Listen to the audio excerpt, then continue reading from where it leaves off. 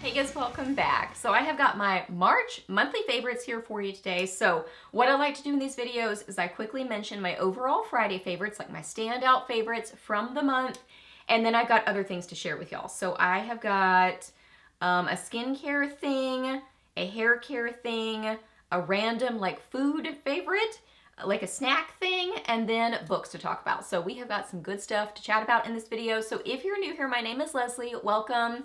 I love to do favorites videos, new at the drugstore reviews, empties get ready with me's, just a lot of fun stuff here on my channel. So if you're new, I would love it if you hit that subscribe button and stuck around for a while. I'd love to have you here on my channel. So yeah, we are chatting about March monthly favorites. So let's get to it. Okay, so for overall Friday favorites, I would say this little this is the Ink Pocket Shadow Palette, and I don't swatch these things. Like, if you want to see swatches, check out the original Friday favorites where I mentioned them, because I go into kind of more depth with them, swatch them, all those things. But this is just a quick mention of what stood out to me overall for the month. So, yeah, this is the Ink Pocket Shadow Palette in Strawberry something. Strawberry in Mute, okay? And it's like a muted, rosy neutral palette. Love it, especially that shade right there. I'll do just a little quick swatch of it. It's a beautiful pinky nude shade. It's so good. It's like a go-to, just good base shade for me personally. Like, I love those kind of colors. Amazing. And then, oh my goodness, these shadow sticks that Too Faced sent me. These are the Quickie Queen Cream eyeshadow sticks, and I would say my two standout favorites are Lilac Lust and Fairy Dust. Lilac Lust, I have this on my lid, kind of in the middle of my lid. It's like a how do I describe it? It has a shift to it, so it's a little bit lavender, a little bit pink, a little bit kind of warm rose gold. So it has that shift, and yeah, that's the main shifts of that. I started to describe the other one. That's the main shifts of Lilac Lust, right? That's its name? Yes. And then Fairy Dust, the other one, is a really beautiful, kind of like I have it on the inner corner of my eyes, like the inner part of my lid, and then blend it a little bit. It's got a silvery, peachy, champagne shift to it. These have kind of a metallic base to them, and then sparkles. So pretty. A little bit goes a long way with them, but they don't tug or drag on the eyes. They blend really nicely.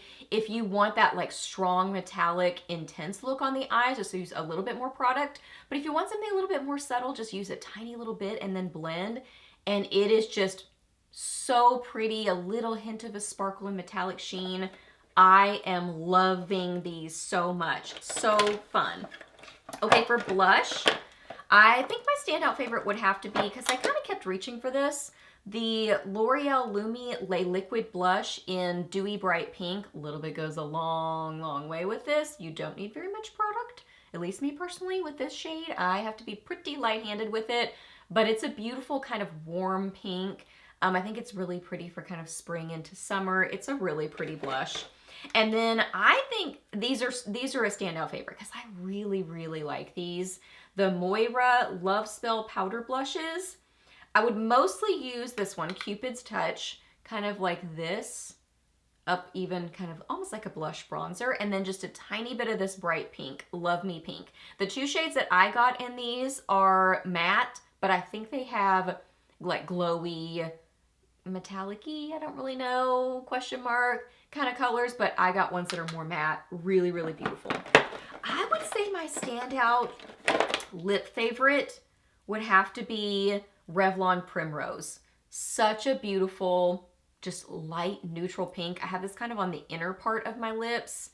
I love this lipstick. I have loved this lipstick for years. It's a beautiful shade, great formula, just a beautiful color. I love this classic packaging. It's just, oh, I love this. I love these lipsticks. Great cream formula, comfortable, beautiful shade. It's just a good classic. So I would say that's my standout lip favorite. Okay, let's talk about a skincare favorite. So y'all know that I mentioned the Tape Talks, like face tape. So I first mentioned, let me just show you. So I first got this kind that are just like the little strips. And I was using them kind of on my 11 lines, in here, and then on smile lines. Love these still. I'm gonna keep purchasing those for sure. Well, then I got the heart-shaped ones. I hadn't originally gotten these because they're more expensive. Like you get less of these in a pack than you do these, like far less. I think you get like 400 and something in this one, and this one like 40 something. I can't even remember. But I really like these for the 11 lines. They work perfectly for it. And I'm kind of still figuring out, I've tried it both ways, where I cut them in half, because that gives me obviously like double the amount that I can use them. Or I'll use it full on, because this is almost like a little bit big for me to use on right in here, you know what I mean? I feel like I'm wasting kind of part of the tape with it. So more often I'm using it halved like this, and I'll put it like this on my face, like right there in the middle. And then I have this ridiculous looking little teardrop on the inner, in between my brows. But I'm really liking these, and I do feel like I am seeing a difference in the smoothness, like especially not just the 11 lines, but like texture in between my eyebrows. I feel like this is helping with it. I mean, I'm gonna keep using them. I think it takes consistency and a good amount of time using them, but I have been using them fairly consistently. I would say maybe 3 times a week, like 3 nights a week. So I think this is what I'm liking right now. One of these, a half of one of these on the inner part, like a little teardrop, then these on the other area. So on this part, here, and here. So that's kind of what I'm doing right now. And I'm liking it. I mean, I like the idea of using tape, you know, and not Botox. I mean, I would rather not do that. So I've never done that. I don't know if I ever would, but I'm liking this. I'm going to keep using this. I like them. And my battery's beeping at me. Okay, a hair favorite. I mentioned this in my yearly favorites. This is the Tideway blow dryer. And in my yearly favorites, I mentioned my Amazon, basically high wind, low heat blow dryer that I got. I think I got that in the spring of 2024. So I think that's around the time that I got it. Really like that blow dryer. Obviously, it made it into my yearly favorites. Love that blow dryer.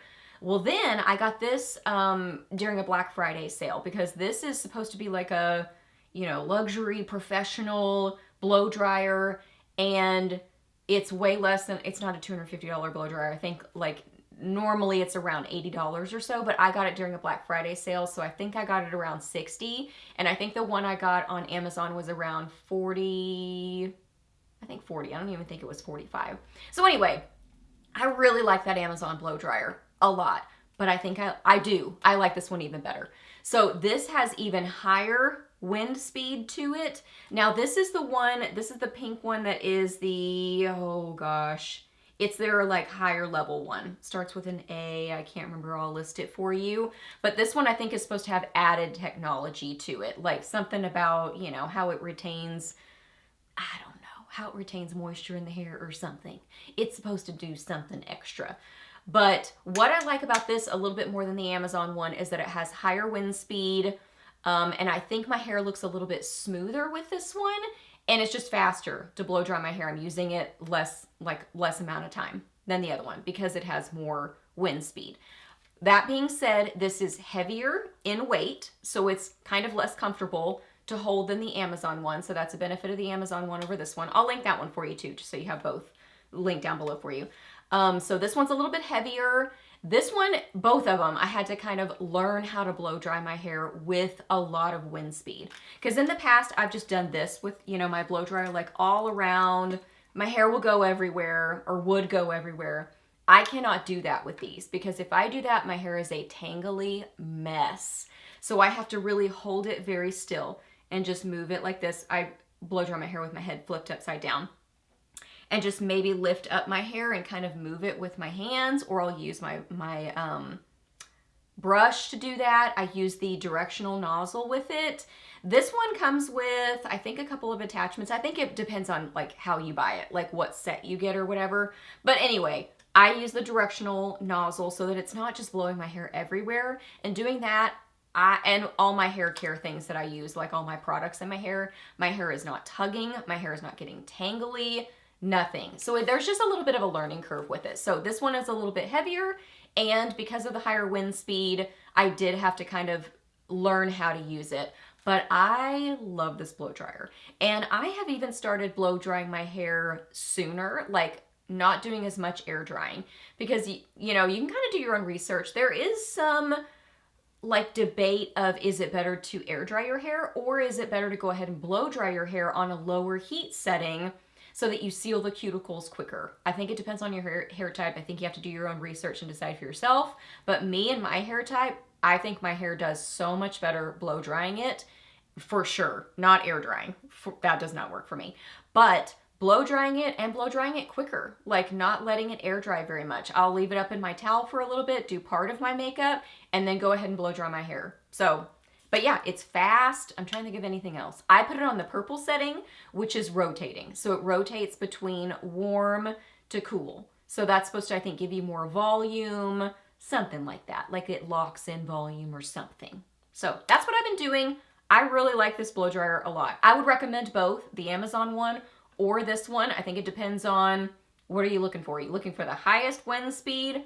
This gives more than the Amazon one. But if you want that added technology, whatever it is, you can research it. If you want that added technology, I like this one a lot. So this is what I'm using on a daily basis. It's a good one. Okay, a random snack favorite. I just got these recently and these are so good. So these are the Kind breakfast protein, but I eat them as a snack, like maybe like as a dessert or something.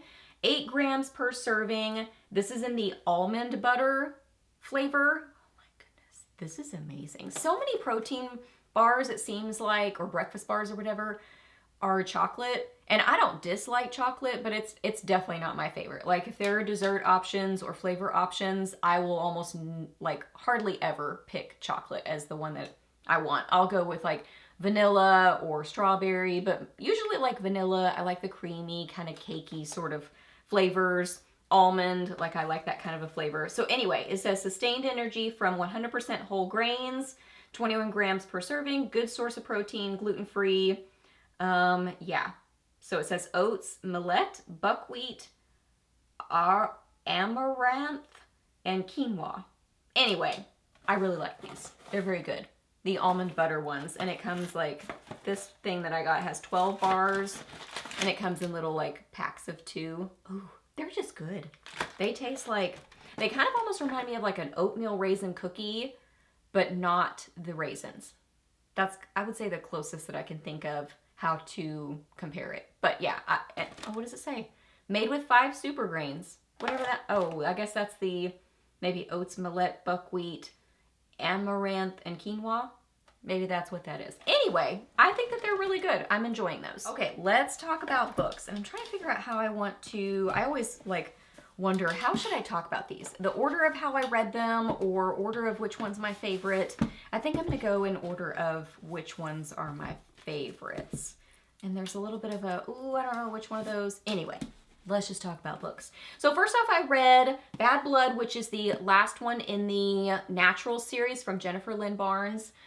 I didn't love this. I didn't dislike it, but it kind of did the same thing as the 3rd book in the Inheritance Games series. And now I can't think of what the 3rd book was, but I think it was Red too, so that's kind of funny.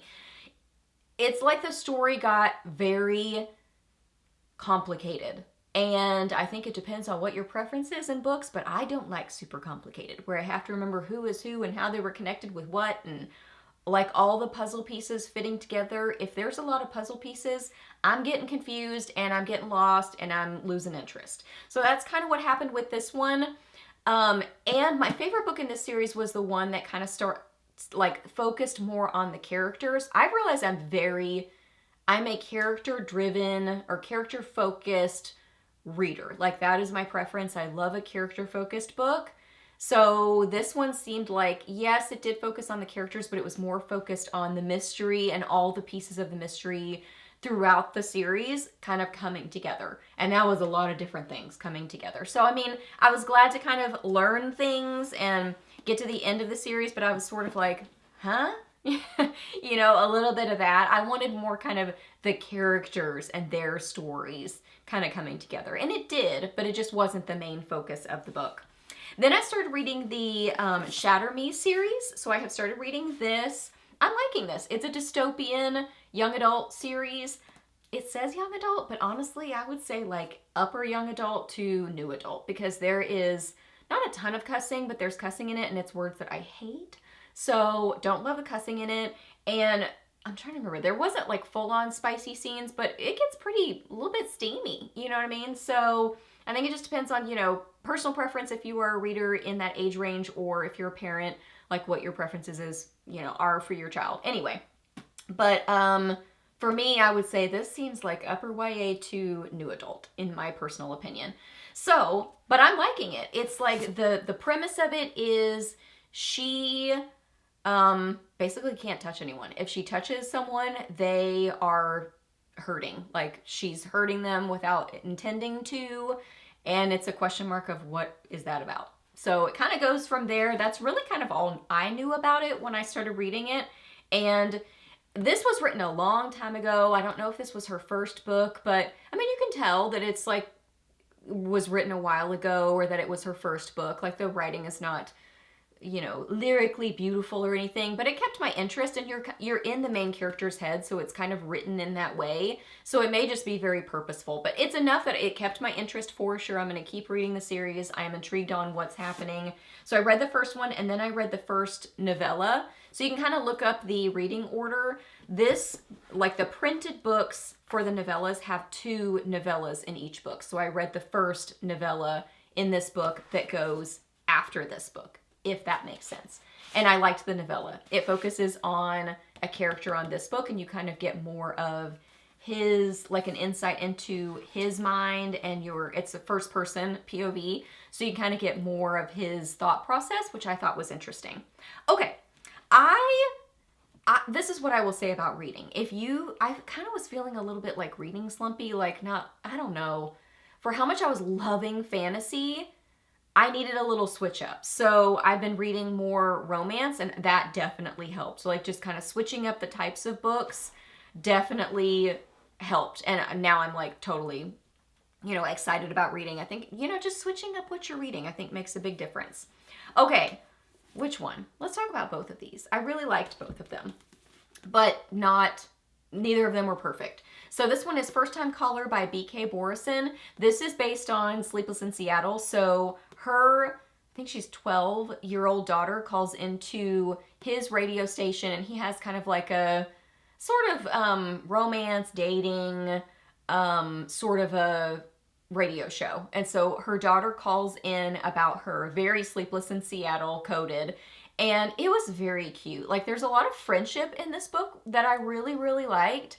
And it was cute. Like it was sweet and cute. And so she ends up like almost like she's going to be sent on dates. And so she comes to the radio station, and he's sort of like helping her with her dates or whatever. So there's that kind of a plot story to it. And it's funny. It was funny, cute, sweet. There is cussing in it, and I think there was like 1, maybe 2 spicy scenes, but they were towards the end, didn't feel like the focus. So yeah, I liked that overall, but it wasn't like, oh my goodness, the best book I've ever read, but I did enjoy it. This book, oh my goodness. When I was reading this book, I thought this was going to be one of my top most recommended books. I was loving it. This is The Rom-Con by Devin Daniels. So I read, I think it's Meet You in the Middle, Meet Me in the Middle.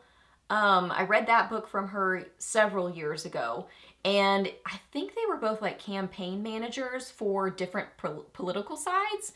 And so there's like, you know, that whole storyline to it, but it was cute and bantery and funny, and I really liked that one. This one is very kind of How to Lose a Guy in 10 Days. They are both journalists, basically. Like she works for a magazine that's kind of more for women. He works for a magazine that's more for men.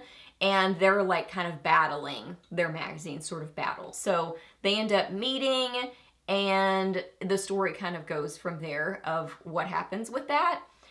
And the first 3/4 of this book, loved it so much. Their interactions, their banter, their flirting was so cute, funny. It made me giggle out loud many times.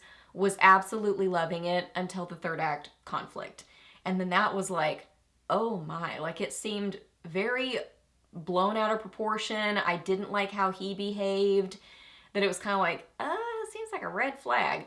So it really kind of lost me at that point. I still really enjoyed the book. I would say I would give it, I don't know, 4 stars or something, because I still loved it so much. It was going to be like one of my raving reviews, top 5, whatever, until that. And then after that, I was kind of like, I don't know. Like, I wasn't really sure how I felt about them together anymore.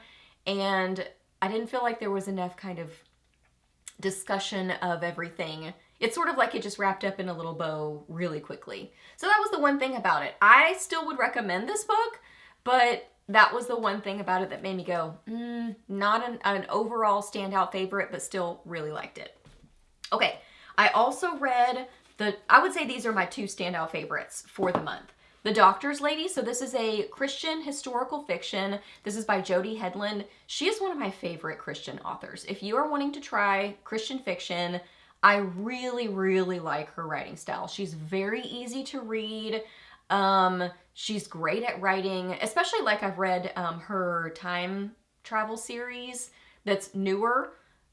Oh my goodness, she's great at writing the tension, the like attraction, you know, she's good at that in those books. She's still good at it in her newer books, her older books, but they have less of that in there than they do in her newer books. I think she's kind of like, you know, I don't know, changed her writing style a little bit, but still both older books and her newer books, very easy to read and follow. I mean, I read her stuff very quickly because I just connect with her writing style. So this one is Christian historical fiction based on 2 missionary wives who crossed the Oregon Trail with their husbands.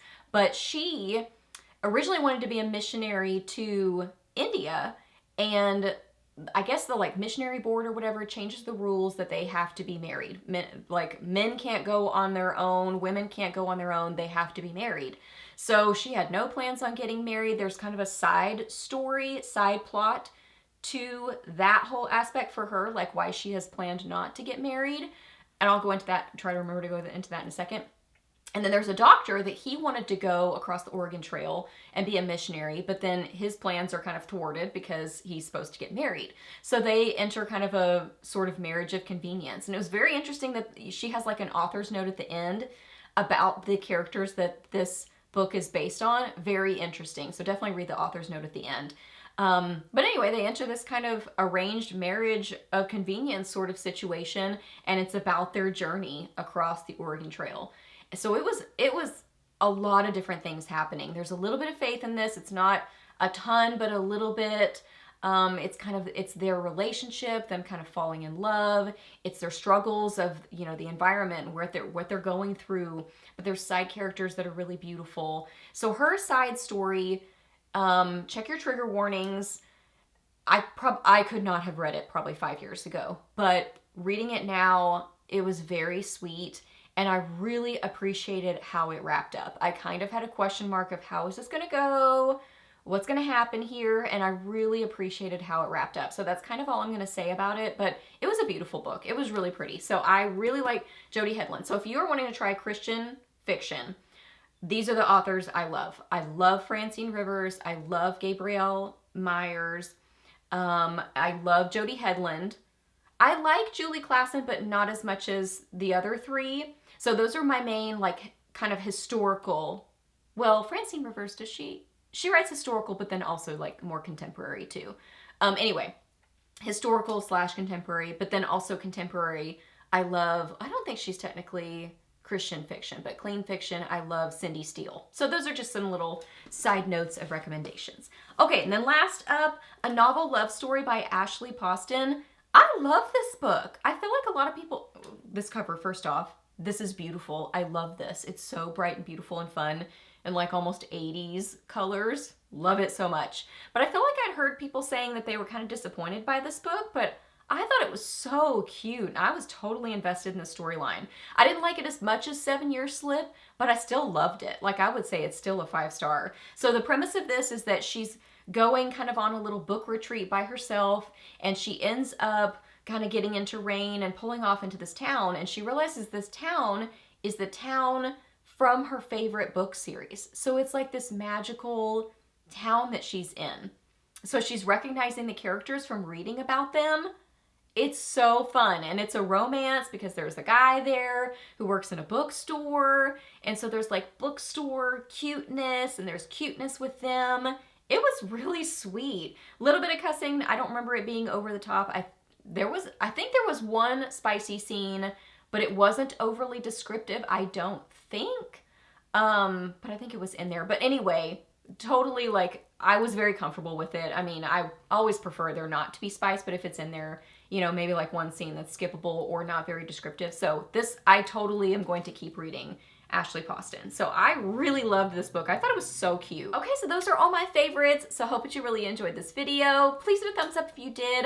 Let me know down below what your March favorites were. So like either makeup, skincare, hair care, randoms, food, fashion, home, books, whatever. I would love to hear your favorites. Let me know that. Ask me any questions that you have. I'm happy to answer those. Please subscribe to my channel if you're not already, and I'll see you in my next video. Bye!